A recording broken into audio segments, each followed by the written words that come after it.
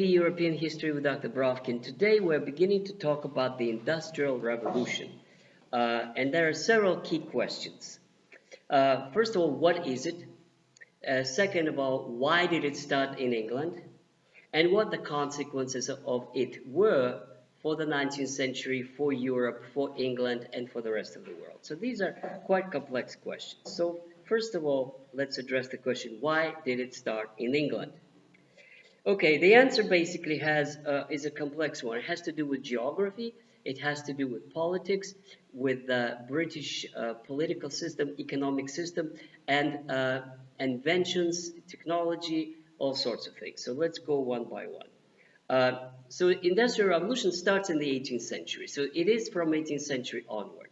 And we can define it as mass production with the help of machines. So that's the industry. Industrial Revolution meaning very fast change. Revolutionary change meaning fast change. With the introduction of machines and with them new type of production. From guilds, from artisans to machine production. So that's what Industrial Revolution is. For example, in 1750 there were 20 banks in London.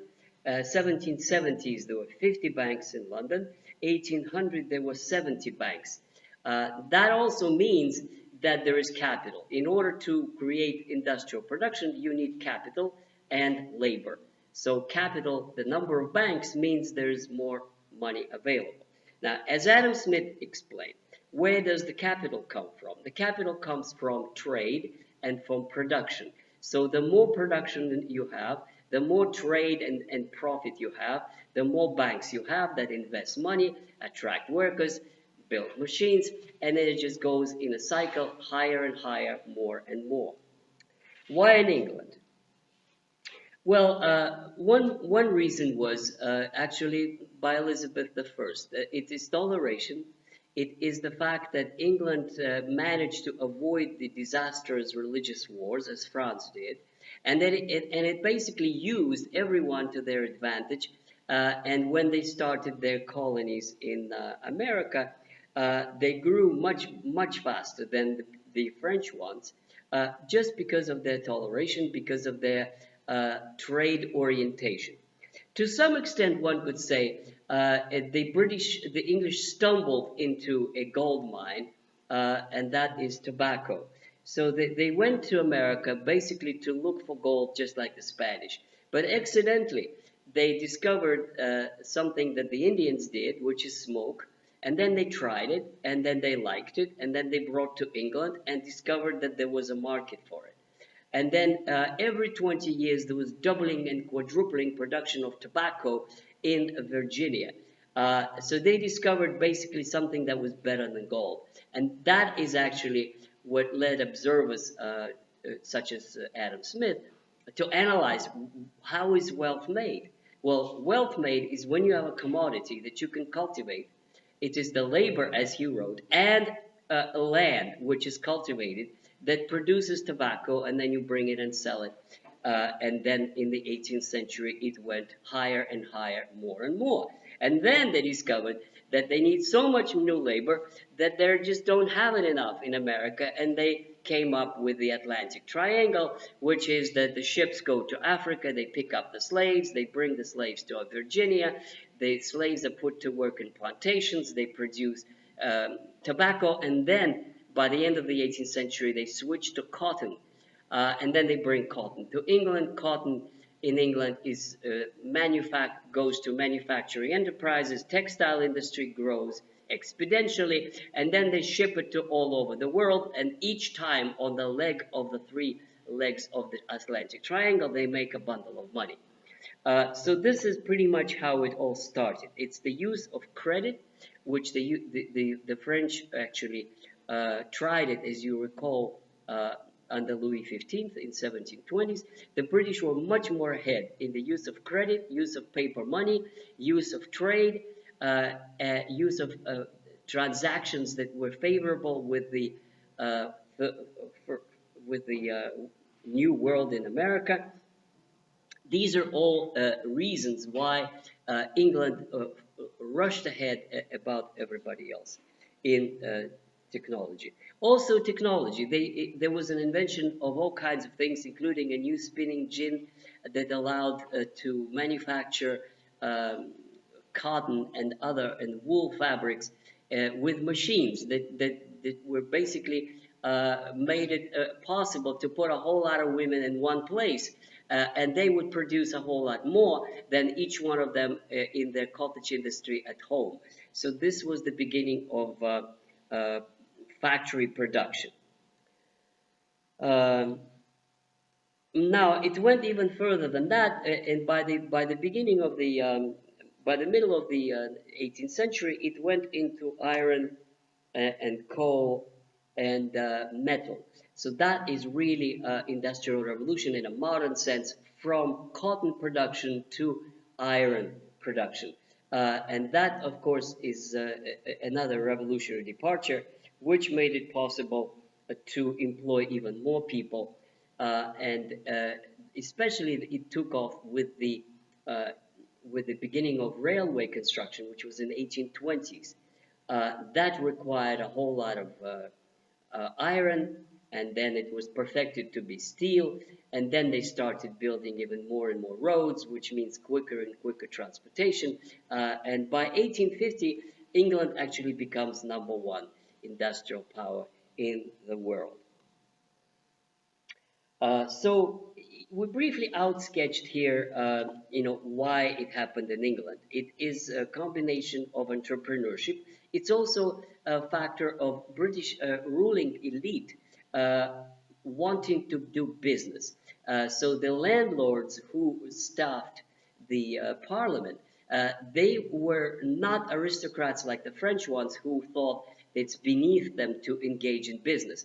No, England perhaps was so successful because their ruling class were not averse to investing their money in ships and in all kinds of companies that the French did just a little bit during the John Law in the early years of Louis XV. And then John Law system crashed and they kind of abandoned it and went back to the system that aristocrats basically, prefer government service and military service and not investment and not business activity. Not so in England. They do invest. They become, the successful businessmen and the lords, all, in their clubs and pubs, they discuss business. They discuss percentages. They discuss success or failures of their ventures in America, in India, and so forth. So that's pretty much the origins why it was so quick and so successful in England. Now let me talk about some. So these are all very positive sides of English industrialization. Let me talk a little bit about a little bit more negative side, and it has to do with the condition of the working class. And this was not very good. Most workers had to work for 12 to 14 hours a day. There was absolutely in the second half of 18th century, no regulation of any kind. So it was basically a pure supply and demand situation. An entrepreneur could pay whatever he wanted in terms of the personal willingness of workers to work for whatever price he would give them. Adam Smith in 1773 studied the situation and calculated the average wage of a London worker as 10 shillings. 10 shillings. Now there's 12 pence in the shilling at that time, and a loaf of bread cost 4 pence, which is close to half of a shilling. So basically the point, he calculated all the prices, he put it all together, he started doing the kind of work that Karl Marx would do, studying how much actually people get for their labor, and he came out to the conclusion that they were paid as little as possible, that just the basic survival minimum. So essentially there was no competition or free competition. Another economist, Arthur Young, wrote, "Everyone but an idiot knows that the lower classes must be kept poor, or else they will never be industrious." So the ruling classes in England actually thought it's just fine to keep them at the level of paying as little as possible, because because that's profitable. Why should you pay them more if they could be employed for less? So women were paid half of what men were, which is 3.5 shillings, and and they primarily worked in textile industry. So in 1788, textile mills in England employed 59,000 workers, women, and 48,000 children. Children defined under the age of 10. So boys and girls under the age of 5, excuse me, over the age of 5 were already employable, and they were often employed in industry, especially in iron works and mines, which I will tell you later. Now, also, Adam Smith tells us that the parish priests who were in charge of orphanages would so-called farm out the children to the factories so that they could earn their living. And they were thousands and thousands of children from the age of 5 to 14 who were employed in the variety of factories. And as women, they would get half the wages. They would work for 10 to 12 hours a day. And sometimes they would have 12-hour work shifts. So 12 hours, one group of kids works, and then they replace. And the other 12 hours is another group of works. And so you have 24-hour shifts, 24 hours covered with one group or another of children working. Now, one of the saddest things that I have seen are pictures that children are chained to little wagonettes, like little wagons, in the mines, that they're pulling on their fours. They're pulling a little wagonette full of coal, and this is how they would be used to, because the shafts were very narrow and adults couldn't go through them, so they used children. So this is one of the saddest things about English industrialization, is that it was very, very cruel to workers, especially to women and especially to children. Many of them, child mortality was catastrophic, but nobody really cared because these were orphans anyway. Just on that subject, I will give you a DPQ to write on the conditions in Manchester. And you would see there that the life expectancy of a Manchester worker in 1830s was 40 years old. 40s, that's it. By the age of 40, you're dead. So that's Manchester, because of the coal, because of pollution, because of mines, because of accidents, and so on and so forth. So sometimes they would die even earlier than 40. So that just shows you how difficult and dangerous, and essentially they died out of contamination with the coal powder that would contaminate their lungs, and they would die quite early. So English industrialization was quite a sad affair, especially if you look at the life expectancy and the pay of workers in this early stages of industrialization. Now, fortunately, or a good thing, is that the child labor slowly was reduced, and that is not because, as Adam Smith puts it, not because people became any more humane, but because machines became bigger and more complex, and you no longer needed children. They couldn't handle it. So you needed men, and they basically slowly phased them out. But women's labor in textile continued all the way into the 20th century, including windmills in New York that everybody knows about East Side textile mills where immigrant women worked in the early 20th century, and they were all women, 100%, and they were all underpaid compared to men. So this is about the conditions. Now, about the wage situation. Here again is an illustration of Adam Smith's concerns that prove that he was right to have those. Which means basically that the workers depend on any wage because they have no other choice. If they were in the village, they have a choice to starve and to grow a few potatoes and to survive. If they move to the cities, then they have no choice. They have to get a job, or else there's no unemployment compensation, there's no health coverage, none of it. You either get paid or you don't, and if you don't, you have not enough to eat, and then you starve, and then you die. So that's a tough reality of a capitalist city.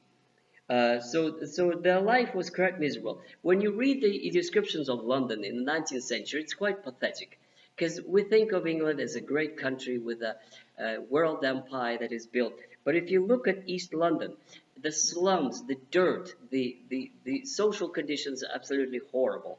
There's no such thing as families who are workers. Most of the time, they have pubs, they have drinks, they have whiskey, and they have sex, and they have no family lives whatsoever. They can't afford it. They can't afford to have a family, so women would get pregnant, would have kids. Most of them would die anyway, and if they don't, they would have a very hard time raising them, and a lot of times they would give it to orphanages, and in the orphanages they would be lucky if they survived. I think more than half the kids in London died before the age of 10. So this is the reality. There were riots and strikes and protests, and in 1769, the parliament made a capital punishment for the destruction of machines. So the workers are very upset with machines because they intensified their labor, they made life much more difficult, so they would destroy them. So it's a capital punishment. If you're found guilty of destroying machines, they'll kill you, they'll hang you. Uh, Also, the law forbade formation of trade unions. And that, of course, also, according to Adam Smith, is unfair, because the capitalists, the entrepreneurs, they do have a right to associate and create joint stock companies, which would make them more competitive and more productive. But workers could not. Workers were not allowed to join in any associations to demand for higher wages. From here on, actually, comes Karl Marx's idea, workers unite. I mean, proletarians of all countries unite. Well, unite meaning if you do unite, you can get a better deal. You could negotiate collectively for your wages with the entrepreneurs that otherwise wouldn't be possible. So 1799, Parliament makes illegal any association aiming to secure higher wages. It put it exactly, explicitly in these words. Any association that aims to secure higher wages. That, according to Adam Smith, that's not free market. That is not really capitalism. This is what could be called the dictatorship of the bourgeoisie, and that's exactly what Marx would call it. Dictatorship of capital owners, or capitalists, or owners of factories. Dictatorship meaning they dictate. This is how it's going to be. You have no choice. You have no right to associate. If you do demand, then you're out of law, and then you could be tried and put in jail. So imprisonment to any attempt to organize.